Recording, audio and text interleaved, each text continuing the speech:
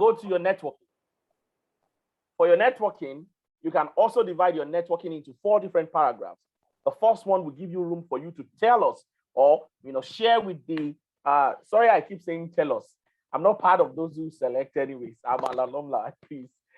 Tell, the reading committee what, networking means to you. Then give tangible examples of how you have networked. Many a times, these examples are expected to go in a particular format, which means, are you able to leverage on people? Are you able to connect with people and leverage on those relationships to catalyze change either in your life, in your work, at your organization, or to make impact happen at any level, either personal or professional, right? And then you can conclude by reinstating how you would leverage on that networking skills if you become a Chevener, within the Chevening community, while you're a scholar or when you become a Chevener, which is post-study. For your study in the UK, generally, this is interesting because they want you to demonstrate an expansive research and knowledge about the United Kingdom as well as the universities you've selected. So many times I tell people, subcategorize this essay into 5 equal parts: introduction, conclusion, and in the middle, you have 3 paragraphs. Let each of those paragraphs be about each of your university choices and the corresponding course that you have selected in that university. And talk about some peculiarity features of each of those universities. Is there a faculty member that you like, Professor Alexander Buckler, who teaches something or researches about something that you look forward to learning from? Or there's a famous institute or research center, just like the IDS of Sussex University, or the Center for Global Food and Security, or the Global Development Institute at Manchester. You can mention that. You can talk about the research quality of such a course. These are some of the things you can mention while justifying and demonstrating your knowledge that has informed you selecting the courses and the universities. And then the last one, the career plan, which to me is the most important, because Chevening will be sponsoring or funding you with taxpayer money. They want to understand to the full extent how you seek to leverage your acquired skills and competencies in the United Kingdom to foster foreign policy strategy and improve impact in Nigeria or back at home, wherever your home country is. So how do you write this essay? Many a times I tell people, also subcategorize. It could be you introducing, talking about what you will do immediately upon return from the United Kingdom, right? Immediately upon return, you can talk about 5 years, 10 years, and then long term, right? Immediately upon return, 5 years, 10 years, long term. Or you could do immediately upon return, 10 years and long term, depending on how you want it. Now, for all of these, something must be consistent. You must be able to demonstrate perhaps where you want to be and who you want to be. Okay, I want to be an associate policy officer at the United Nations Environment Program in Nairobi, Kenya. So in this position, I will use what I've learned from this module, blah, blah, blah, to be able to do this, blah, blah, blah, right? If you are able to use that structure for the career plan, I best believe that you'll be able to show that you have a clear sense of direction and clarity of purpose. I think I've been able to summarize some of the key things to do in terms of structure and content for each and all of the 4 essays. Thank you. Thank you very much, Larry. Please don't forget, this is the Knowledge, Skills, and Entrepreneurship Network. It is the place for professionals and entrepreneurs who are interested in thriving at what they do. So you can become a KSE member by visiting our website at www.mykspenetwork.com. So visit us, follow us on social media for lots of opportunities that will help you thrive at what you do. So let's go to you, Bolanle. So we know most of the scholarships have the application stage where you write essays, and then you have the interview stage. Can you give us some tips that can help us during this interview stage? Okay, can you hear me? Hello, Bolanle, can you hear me? Yes, I can hear you clearly. Tips that will help during the interview. Okay, yes, so for the interview, I would say it's really important to actually understand the funder. So now, like for Chevening, you need to understand, you need to go to their website, understand what Chevening is all about, because there will be some questions that would come, and those would actually relate to what Chevening, the mission and the vision of Chevening. So I would say understand the funder, who is funding this program. And then another one is prepare ahead. very important. You need to prepare for that interview. You need to dress properly. I'm sure it's just like going for a job interview. What would you do? So it's important to actually prepare ahead and dress well, and then have all your documents, because you just never can tell. If you have an award, go with that award. That's if it's physical, because I know that right now most interviews are done online because of COVID. But even if at that, I would still say keep your award by the side and then get ready to show off your award. It's important, at least that way it makes you stand out. Another one would be, what are the things what are the questions you probably want to think ahead? What are the kind of questions they would ask me in terms of your program? Why do you want to study this course? Why do you want this scholarship?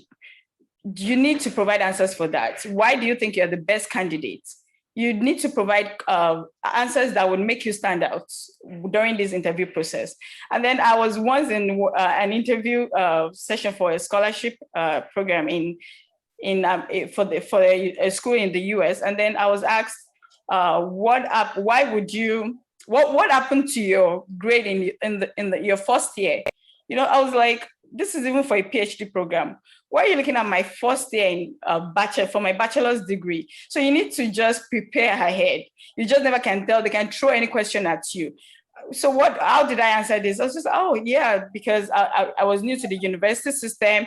The grading scale was new to me and I wasn't ready for that. But if you look at my transcript from the second year, my results got better. So, and then the man was like, okay. And I actually got that scholarship. But you just need to be ready. Any question can be thrown at you. So you have to be ready for that. You have to know how to answer these questions. You probably even have like a structure in your head on how to answer some of these questions. But one thing is, why do you want to attend this university? So let's say like it's a university scholarship. They will ask you that. Okay, so out of all the universities in the world, why are you picking our university?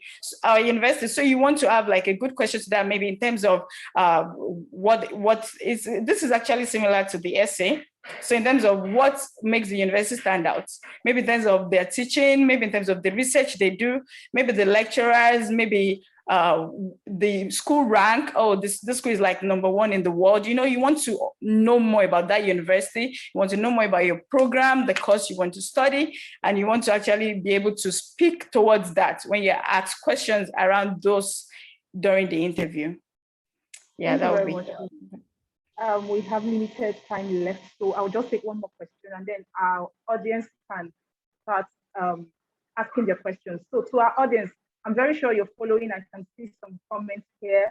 For the person that asked if there is an age limit for Chevening, there's no age limit. So let me go to you, Layo. Probably this will be the last question from my end. Then we take questions from our audience. What are some common but major mistakes that applicants make that can ruin their chances of securing the Chevening scholarship and fellowship support? Did you get my question? Hello, Laya, did you get my question? Sorry, yes, I did. Sorry, I was on mute. So you're asking about common errors, right? Major mistakes, errors that they make that can ruin their chances. Well, I'm not sure about ruining their chances, but well, I'll just say, first of all, I think that there are the general mistakes that can be made, which would be in the actual completion of the application form. Checking that all parts of the form have been completed, making sure that you have completed the right word count, because there's a lower word limit and there's an upper word limit. So making sure that you meet the right requirements, trying not to repeat things or plagiarize, incorrect use of the English language, and sometimes incorrect count of our work experience. So you are saying maybe for an average in a week, it should be 35 hours in a week. And then you are saying something like 100 hours in a week, which is ridiculous, So some of those kind of things can make, your application be sifted out. Then for specific mistakes that can be made. So like on the leadership essay, we usually draw or expect people to draw their experiences from maybe a political party, a university, an NGO, charity, any of these kind of experiences, while influencing examples could be drawn from attending webinars, seminars, writing blogs, attending debates and rallies, So when you're talking about these kind of experiences, we would expect that you'll be blowing your trumpet while you're doing it. You should be highlighting your achievements. You shouldn't waste your time defining leadership. You need to tell us the position, even if you are telling us the position you occupy in an office or in an organization, you should explain how you have led, not just telling us that you are a leader or a manager. And you always have to highlight your strengths and what the impact of your influence has been.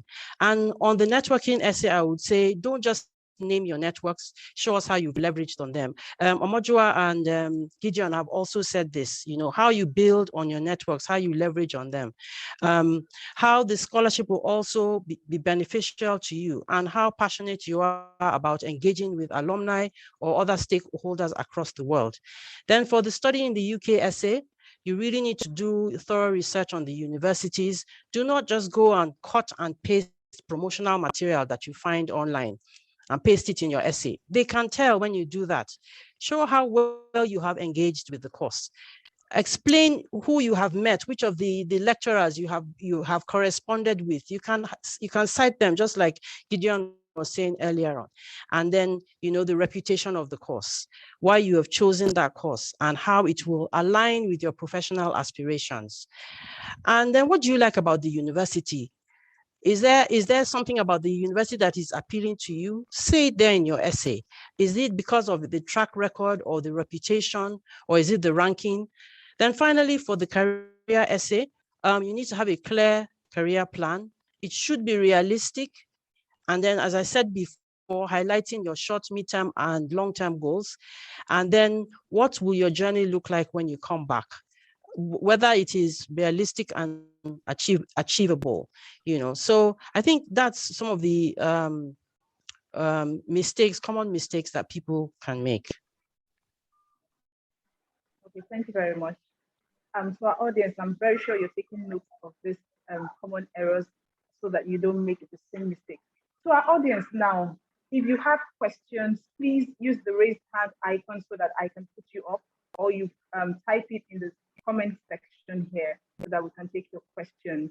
And while that is going on, someone asked for Chevening, will the interview likewise focus on our 3 choice universities? Yes, I think you should expect anything. You should be well prepared, just like Bolanle said earlier. But I would allow Larry, do you want to speak on that? Sorry. Gideon, do you want to speak on that? Someone is asking, yes. He's asking if the interview is likely to be focused on the 3 choices of your university. Choices you've made. Definitely, there will be a question around why you've chosen the university courses and then the universities that you've selected. However, there's a caveat to that, because I think Chevening is very flexible.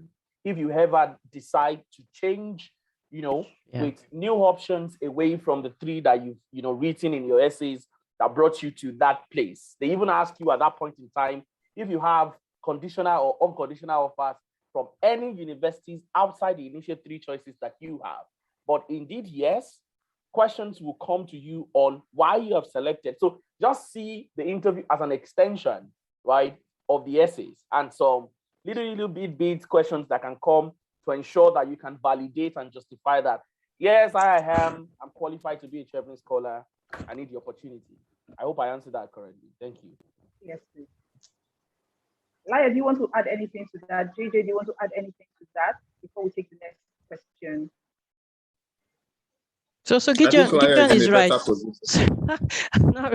So Gideon is right, because there are times when people, because they do not have an unconditional offer from a university, and they're now offered from a university that was not highlighted in their application form, what they do is they come to the interview with the mind to change the course or the university. But you have to be ready also to explain, just like when you were completing the study in the UK essay, you have to have your facts ready so that people can understand and buy into why you are changing your course. So you have to be ready and armed with enough information about the new course and the new university. Okay, JJ, you wanted to say something? I said Laya was in a better position to answer. Oh, okay, great. Okay, so someone here is asking, please, do we need to gain admission first before applying? Layo, that's your call. No, you don't have to gain admission, but you should have started doing your research, because the application window is just for 3 months. So no one is expecting that you would have received your letter from the school by then. But if you started engaging with the school, then you are able to understand a little bit more about the course or the university that you're going to, and you're able to portray that in your study in the UK essay. But you have time up until the interview, at least, to be able to have that. And even if you do not have the conditional or unconditional offer, you have a final deadline of July of the following year in which to submit your unconditional offer from one of the universities. All right, thank you. So Jumoke is asking, from my understanding thus far, applied courses would be more preferred to oral courses. Is that right, please? Oh, okay. What do you mean about applied or core? That's where the question lies. That's confusing. Yeah, so Jumoke, please, can you throw more light on that? While we'll take the next question. Someone is asking, can having limited leadership qualities suppress one's chance of getting the scholarship? Can having limited leadership qualities suppress one's chance of getting the scholarship? I think that goes without saying, right? Every scholarship. Hello, can you hear me? Yes, Yeah, I can hear you. I can hear you. Yeah, every scholarship by design wants to be seen as prestigious. So where they have to choose between someone who has demonstrated leadership and ability to network, other things being equal, you have the same 2-1 with somebody else, you have the same history, the same interests, where they have to choose between someone who has demonstrated leadership in their profession, who have demonstrated their ability to network, and they have you who has decidedly not demonstrated, because that question also reflects that you're very conscious of the fact that you don't reflect leadership qualities. I think it really goes without saying. And the primary understanding is to know that whatever you're able to... Hello? 5,000. Someone needs to turn off their sound. Themselves, yeah. I think it's Yewande. Yeah. Whatever it is that you're great at, whether you have a great result, you have great leadership history, great networking ability, and excellent essay, you have to understand that there are several other thousands of people that have just as much qualities or even better qualities. Understand? So now, 5,000. who is this now? I mean, if you're not talking, you should have your sound off. Like, that's standard procedure.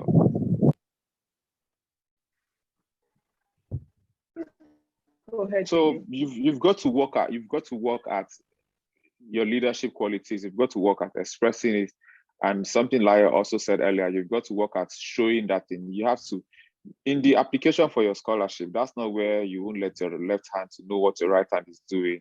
You must learn to blow your horn in the best English possible without making it obvious, but you really have to go out there and let them know that, yeah, you connected 5,000 people when you were trying to establish this project. You got 500 people together, you raised $3 million.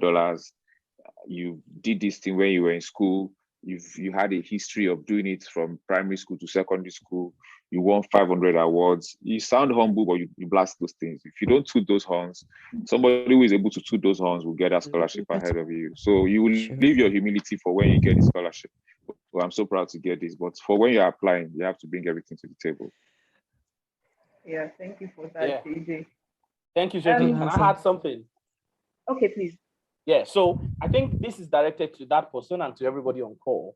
There are 1,001, literally 1,001 scholarships in the whole world that are governed by one thing. So when I teach people applying to scholarship, it's centered around one thing. It is called investment worthiness, right? Can we invest in you, right? Now, that investment worthiness is a function of something I called investment bias or ideology. Every scholarship body or funding agency has a central bias or ideology towards their funding priorities, right? Some of them can say, we are looking for those who have financial needs, right? Some people say we are looking for people with disability. Some will say, like Chevening will expressly tell you, we are looking with people with leadership track record and potential. And there's a difference between track record and potential. Some people will say we are looking for people who are male or female. There's a lot of scholarships that I know that are female oriented or female focused, right? So when you see a scholarship telling you that, hey, you need to bring your A game when it comes to leadership accomplishment, just bring your A game. If you bring the Z game, you are falling behind and you are being left behind. Yeah.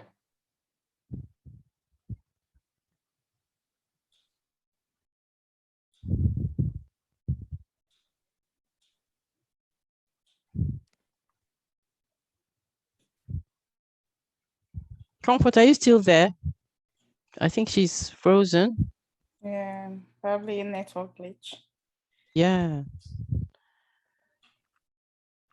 Okay, while we wait for her, I just wanted to add also to what Gideon was saying. So also, because there's so many people applying for the scholarship, and then there's like, thousands of applications. So what makes your own stand out? So if you're not able to highlight your strengths in this manner, then they would, push your application aside and look at a more convincing and a stronger application. So you need to try and make your application stand out.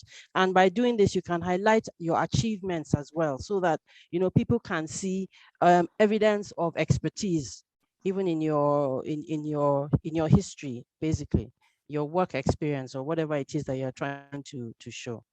So I think Comfort is back on now. So we'll let her. I'm back on. Okay, so Ahmed, I can see your hand is raised.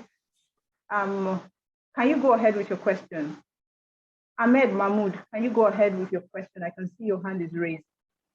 By oral courses, is applying to study just like chemistry as a course, unlike probably environmental chemistry, as the latter would be defended better and has more applications in the environment or community, unlike just chemistry.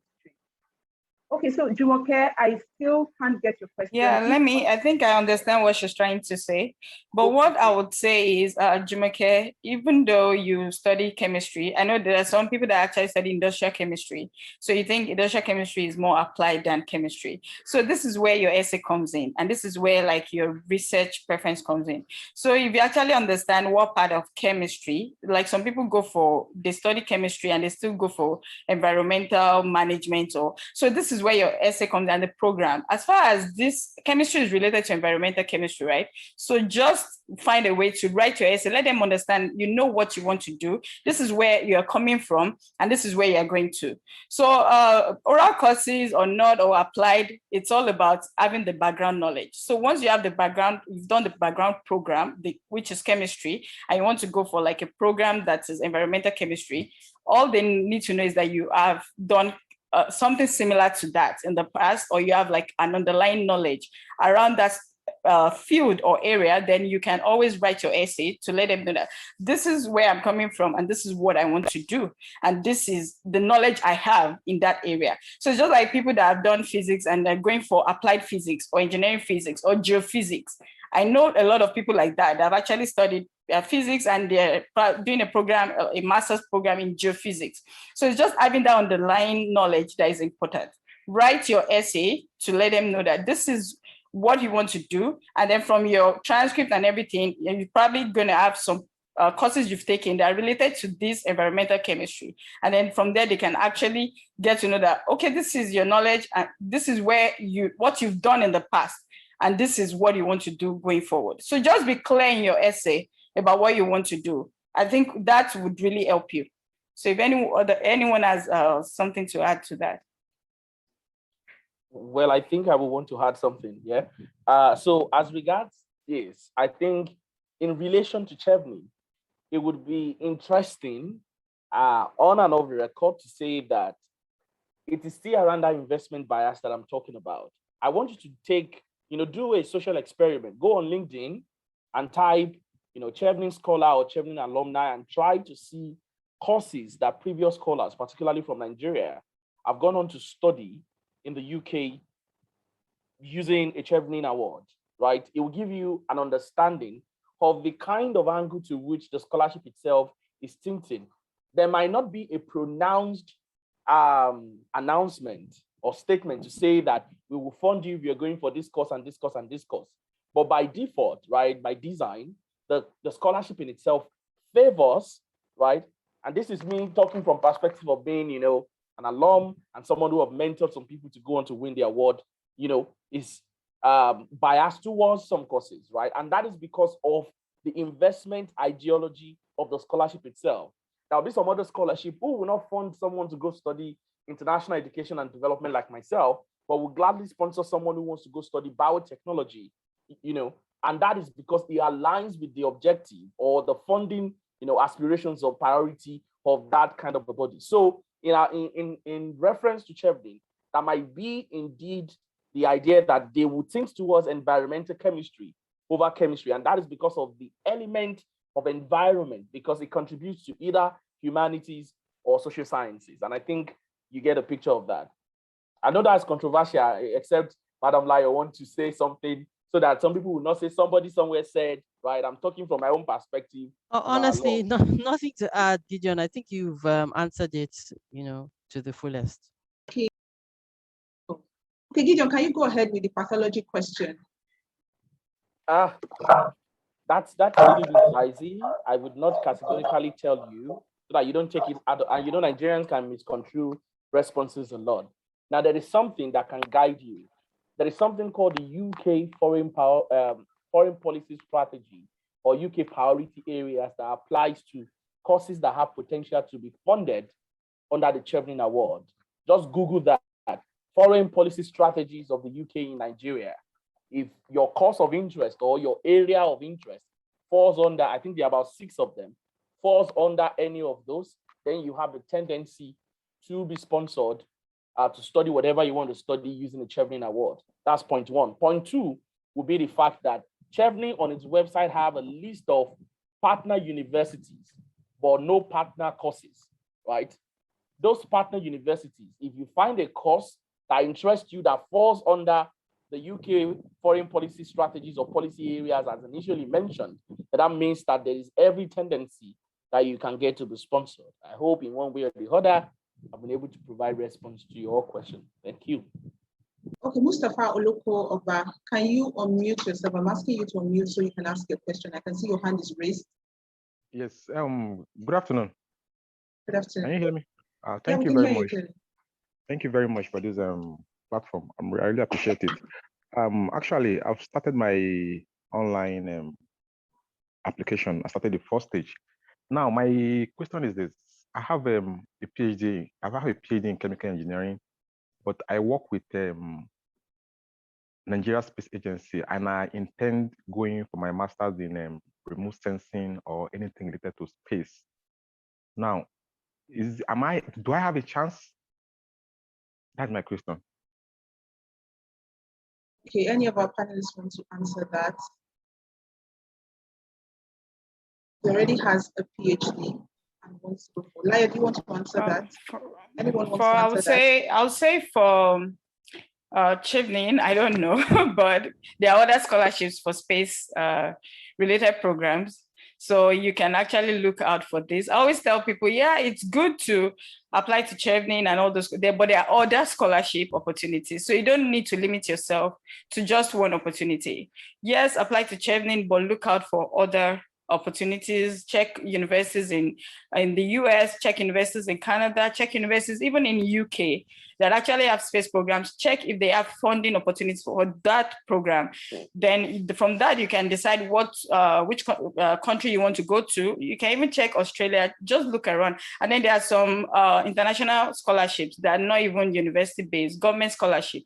So you want to actually look out for other types of scholarships that would actually fund your program. So yes, for space, I've actually seen, I know quite a number of people that have actually gone to Italy to study space program, I think a master's degree and PhD in Italy and even other countries, and even in the US. So you want to actually, I would say, open up, have different options. Don't just limit yourself to one type of scholarship. Then that way you'll be able to find other opportunities. That's my advice. So Prince Will Onyeka is asking a question, and I think it's directed at the KSE network. He said, what do we stand to gain by joining the KSE network? I saw that the fee costs 10,000 naira. So the KSE network is basically a cohort of professionals and entrepreneurs at various or different levels in their career and businesses. So if you're someone who is interested in assessing professional and entrepreneurial knowledge via workshops, trainings, and also improving on some skills that you think will help you to be more productive. If you're looking at expanding your network with quality contacts, the KSE network is a cohort of professionals and entrepreneurs who are at various or different levels in their careers and businesses. And so if you're someone who is looking at expanding your network with quality contacts, if you're someone who is interested in assessing professional knowledge via trainings and workshops from experts in various industries, if you're someone who is looking at mentorship opportunities, scholarship, job opportunities, local and international opportunities for your businesses and your career, then you want to be a part of the KSE network. We also help organizations train their employees to be more productive and enhance some sought after skills that will help them to achieve organizational and of course personal objectives and results. So the 10,000 naira is like a subscription. Okay, so once you pay that, you automatically become a KSE member, and it covers you for 12 months and gives you free access to all of the services that we provide. So Prince Will, I believe I've answered your question. You can visit our website at www.myksenetwork.com and follow us on social media at KSE Network rather. I will drop it here in the chat section so that you can access all of that. Can we get the video recording to have what we missed due to network fluctuation? Okay, we will try to see how possible that will be. But for KSE members, definitely you'll get to access the videos. So Odinba Namdi is raising his hand. You can come up. I've asked you to unmute so that you can ask your question. We've passed our 1 hour schedule, but let's quickly round up so that we can allow our panelists enjoy their weekend. So Odinba, you're up. You can go ahead with your question. All right, thank you very much. All right, thank you very much. So I want to ask, realistically, what are the chances that someone with a 2-2 would get the Chevening scholarship? Because I would imagine that there's a sort of algorithm in the selection process that weeds out people with 2-2. So is there a chance, is there a minutest chance for somebody that has a 2-2 but is very motivated with a track record of achievement in getting the Chevening scholarship? Thank you. Hi, so I'll answer that. Yes, there is a chance. I mean, I've seen over the last few years, different cohorts where we've had maybe one person who's even had as low as a 3rd class, surprisingly, but because of their career experience, what they've been able to build on, and the trajectory in their progression in their work, then you can see that they can stand out. They can also write essays that are convincing enough for us to give them the opportunity to go on to study. So it is possible. Do not think that you're dreaming too big if you have a 2-2 or anything less than that. You can still go ahead and give it a shot. Okay. I hope that answers the question. Can you add to that too? Hello, JJ. Yes, perfectly. It does. I'm encouraged. Can you hear me? Thank you. Yeah, I can hear you. Yeah, I mean, Laya, when it comes to, first of all, let me make it clear that when it comes to especially the Chevening scholarship, Laya is not just the person in charge for Nigeria. She's actually also an examiner. She interviews, and so she's part of the cabal that decides this thing. Let me just make that clear. So whatever she says has a stronger impact on this conversation than whatever I say. But what I'd definitely add is that except a scholarship, as outrightly said, that you must get a certain degree grade from your previous education. Say, except a scholarship has said that 2-1 and above. If you got 2-2, don't rule yourself out. Don't, except they've made it clear that this scholarship is strictly for first class and women, or strictly for a certain group of people, and they've mentioned, they've also put a bar with respect to your grade. Don't rule yourself out. The other thing I'd like to add is that if you finished with a 2-2 or third class from the university, nobody needs to tell you that your strongest suit is going to be your leadership and networking record. Nobody has to tell you that. And do not forget that most of the people you're competing with are going to be people that are finished with 2-1 from university, who are also going to have those arguments around leadership and networking. So you've got to really have an exceptional story. I'm sure if we go to check the stories of those that Layo already mentioned that got third class and got the scholarship, you would find that there were some very interesting stories in terms of the kind of impacts they made, in terms of how, in fact, it's possible to even tie the story to how after finishing university with a third class, you realize that your destiny was now fully in your hands in terms of the kind of impact you would make, because you realize that the third class was going to limit your opportunity. So on account of that, you did this and did that and did that. Being able to create a contrast. Everybody loves a story of someone that was able to, in the face of a primary defeat or in the face of a major challenge, were able to rise out of it. So if you're able to tell a very, very powerful story of how you've risen from that stage, that level. One of the speakers was talking about how they were asking her about what happened in your first year of university. And a question turned out, a question that was supposed to make her, that was supposed to maybe undermine her, to make it look like she was not serious in the first year of university. She actually turned it around and made it look like, look, I didn't even know exactly what the system was, but after I realized it, I just took it from there. So tell a story that offers a huge contrast. Do not run away from the fact that you got a third class. They know, they saw it, you submitted your certificate. But if you can tie a story to that to show that, look, in the face of this challenge, in the face of the fact that I had to go to university whilst working, whilst helping my mom at the shop, at the time when I lost my dad, or whatever story you want to put around it, you realize that even though you have finished with that third class, you realize that you had to do much more. And that was why you joined this particular organization who are helping pregnant women, or join this particular department who are helping widows. Just tie a story around that thing. I say that because many people that apply for scholarships generally, apart from when they've defined it to say first class, many people that apply for scholarships are in the 2-1 grade, right? They are in the 2-1 grade and they have very powerful stories already. So if you are in the 2-2 grade and you're in the third class grade, your story has to be more than powerful. It has to be emotional. It has to almost make the person reading it to cry. And when they're reading it, they're actually rooting for you. So without even knowing it, they have become your supporter. And if I'm grading you and I'm mentally already rooting for you, chances are that I'm going to put you on my list, right? So at the end of the day, these scholarship applications are first of all about the facts. Yes, it's a matter of fact you did a 2-2 or a third class. Yes, it's a matter of fact you are interested in this course. It's a matter of fact you've contacted the university. But there's the emotional side.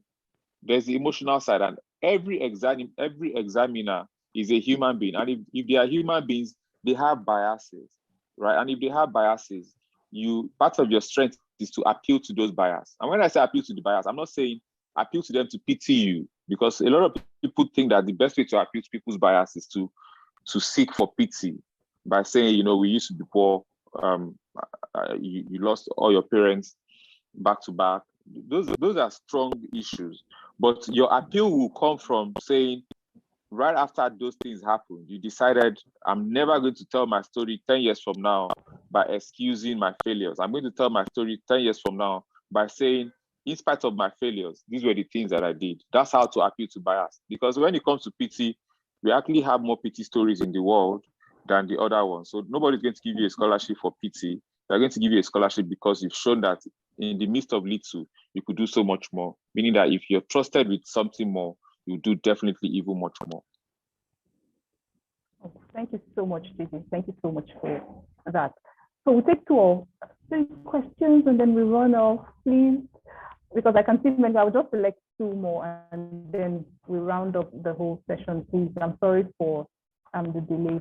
So someone is asking, Emeka Agu is asking, in developing a career plan, is it strong enough to state the kind of job roles you take up in a corporate firm after the scholarship, given that I may not directly be interfacing with the community? Did you get that? When you're developing your career plan, can you hear me?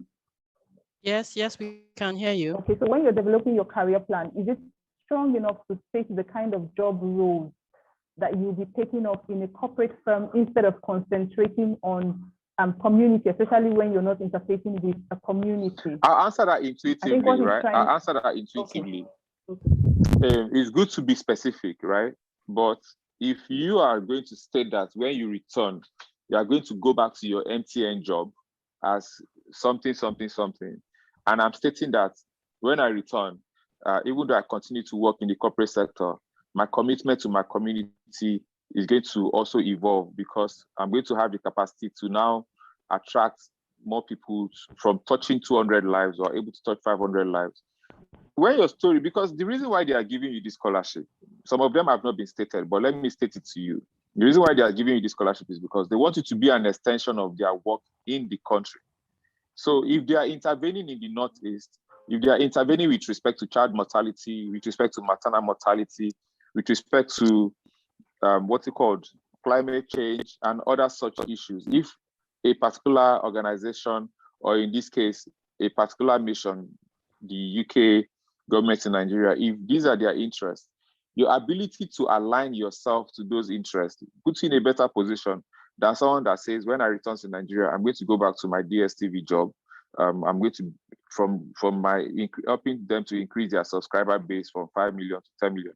That's a very laudable goal. But does it align with the interest? Because it's about interest at the end of the day. Does it align with the interest of those that are giving you scholarship? Am I going to give you a scholarship for you to come and join DSTV, NT? And I'm using this example so that you know that it's not about these companies. I'm just saying nobody's going to give you a scholarship so that you can come and be earning more revenue for a corporate organization. That's good, because revenue means more money for the economy. But it's about impact at the end of the day. And impact is about people.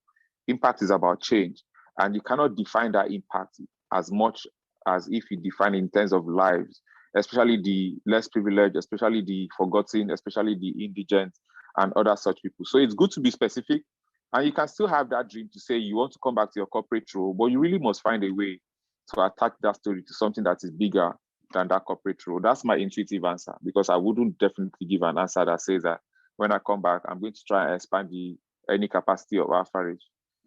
I'll say that if I have 5,000 words to spare, but in 500 words, I'm sorry, I'm going to just focus on impact. What is the chance for a polytechnic graduate, and is it a first come first serve basis? Is it on a first come first serve basis? And then what is the chance for a polytechnic graduate? Sorry, what does that person mean by first come first served? As in, who applies first? Who applies first, yes, gets it first. Deadline for submission is the same date for everyone. So no, it has nothing to do with first come first served. It's the strongest applications that make it, to the long list. And then for HND, I get this question every time. I think it depends on what you've been able to build on after the HND. We always ask for the basic undergraduate degree. But then, as I said, there have been exceptions whereby some people have had HNDs and they have made it, but that's because they have built on that HND requirement. And finally, if the university is able to give you the admission, then that means you are fine and you're safe to apply. But you need to check if the university will accept your HND in addition to all the other certifications that you have acquired over a period of time. So that's the only advice I can give. Check with the university. Just one yes, more, they're looking for progression. Yes, they're looking for progression. They want to see that there's been progression after HND. Okay, great. Just this last question, and we are good to go. Last question, please. Okay, so this person is asking how to calculate the hours of work. He said for someone that's Simi Lolua Dada, he's saying for someone who works 8 a.m. to 5 p.m. 5 days a week, how do you calculate the work experience to reflect 20 hours a week? Then in reality, you work for 45 hours a week. Is it possible to also use NYSC camp leadership experiences as a leadership example? Okay, so I'll answer that. So we calculate on average 35 hours a week for 40 weeks in a year. So that gives us 1,400 hours. And so for 2 years, that's 2,800 hours. For fellowships, I think it's 7,000 hours. So yes, if you have any additional work, voluntary work, part-time work, you can add that up and that will give you the additional hours. But I guess it's because you have to average it, because averagely you work 8 hours from Monday to Thursday. And then in some parts of Nigeria, you have 5 hours of work on a Friday. So you have to justify how you've been able to work longer than that, realistically. But nobody's going to start asking you exactly, oh, I spent 5 hours more on a particular day. You just have to work on an average because this is your average hours every week. I hope that answers the question. Yes, I think we're running out of time. So I think what we'll do, if you have more questions, that's why we said follow up all our panelists on social media platforms and get to know what they're doing and then ask maybe. So don't forget to follow each and every one of them on social media platforms, please, so that you can, get updates and ask the questions, because we can't actually take all the questions here. And if you need more information about the KSE network, please just follow us on social media, across all social media platforms at KSE Network, or you can actually call us, so that we get to speak with you and then explain everything. 58519. So I've put up the numbers you can call for the KSE network if you want to become a member. Thank you so much, our panel. It's been wonderful. Thank you for creating our time to be here. Thank you for the experiences and knowledge that you've shared. I'm very sure our audience they've gotten more than enough.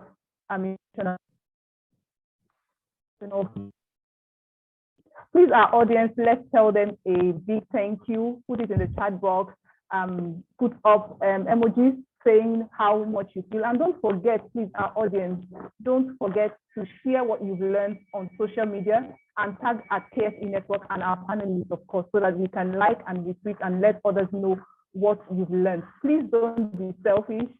Try to share with others what you've learned, the points you've taken from this meeting.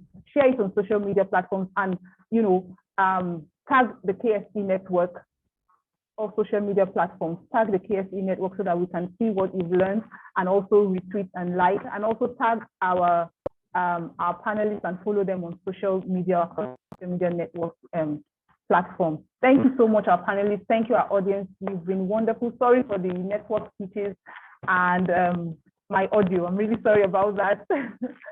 So thank you so much for your time. Have a great weekend ahead. Bye, everyone. Thank you. Thanks for having us. Thank you. Bye, Thank everyone. you for having us. Good luck to everybody. Thank you, Thank you very much. I had a great time.